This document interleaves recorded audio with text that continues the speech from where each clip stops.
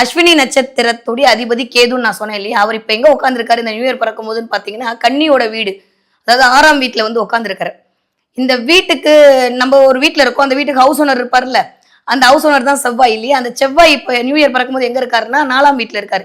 அப்ப நட்சத்திரநாதன் அப்படின்றவரு அதுக்கும் ராசிநாதனுக்கும் கிட்டத்தட்ட 3-11 தொடர்பு இருக்கு. இந்த மாதிரிலாம் சொன்னா நீங்க கன்ஃபியூஸ் ஆயிடுவீங்க. சிம்பிளா சொல்றேன் அப்படின்னா, ராசிநாதனுக்கும் நட்சத்திரநாதனுக்கும் 3-11ஆம் இடங்கள் சம்பந்தப்படுமே ஆனால் அவர்களுடைய எண்ணங்கள் அனைத்தும் நிறைவேறக்கூடிய காலகட்டத்தில் தான் அவர்களுக்கான இந்த ஒரு வருடம் இருக்கும் அப்படின்றதான் விதி. ஏன்னா 3ன்றதே முயற்சிங்க. 3ஆம் இடம் அப்படின்றது தைரிய வீரிய விஜயஸ்தானம் சொல்லுவோம். 3ஆம் இடம் அப்படின்றது நண்பர்கள். 3ஆம் இடம் அப்படின்றது உங்களுடைய ஆசை. 3ஆம் இடம் அப்படின்றது உங்களுடைய பயணங்கள். சிறு சிறு போற இடத்துல பயணம், சின்ன சின்ன பயணம். ஜஸ்ட் நான் மகாபலிபுரம் போயிட்டு வரேன், நான் சும்மா திருவண்ணாமலை போயிட்டு வரேன், ஏதோ ஒரு ரெசார்ட்டுக்கு போயிட்டு வரேன் அப்படின்ற மாதிரி குட்டி குட்டி ஷார்ட் டிராவல்ஸ் எல்லாமே 3ஆம் இடம் தான். இந்த 11ஆம் இடம் அப்படின்றது ஹியூஜ் நண்பர்கள். கிளியர். அதே மாதிரி உங்களுடைய மிகப்பெரிய அபிலாஷைகள், இது எல்லாமே 11ஆம் இடத்தை இண்டிகேட் பண்ண போகுது.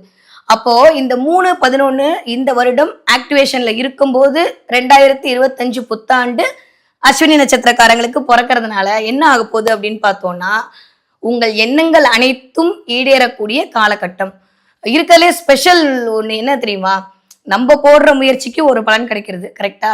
இன்னொன்னு, நம்ம ஒண்ணுமே பண்ண மாட்டோம், அடுத்தவங்களா வந்து நம்மளுக்கு ஒரு பலனை கொடுத்துட்டு போவாங்க.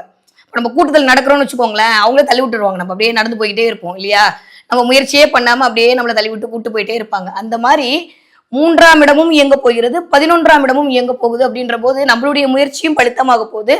அதுக்கு மற்றவங்க எல்லாமே உறுதுணையா இருக்க போறாங்க. எவ்வளோ பெரிய சூப்பரான குடுப்பனை தெரியுமா. யூஸ்வலி நான் ஒரு எஃபெக்ட் பண்றேன், எஃபெக்ட் போட்டாலுமே அது வந்து சக்சஸ் ஆக மாட்டேங்குது அப்படின்ற மாதிரியான ஒரு காலகட்டம் இருக்கும்.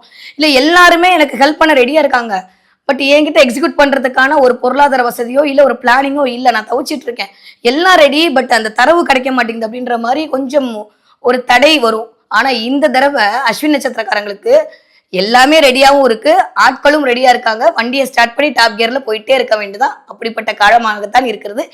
எண்ணங்கள் அனைத்தும் ஈடேறக்கூடிய காலகட்டம் அஸ்வின் நட்சத்திரத்திற்கு இந்த 2025 வருஷம் பிள்ளையார் சொல்லி போட்டாச்சு. கிளியர்.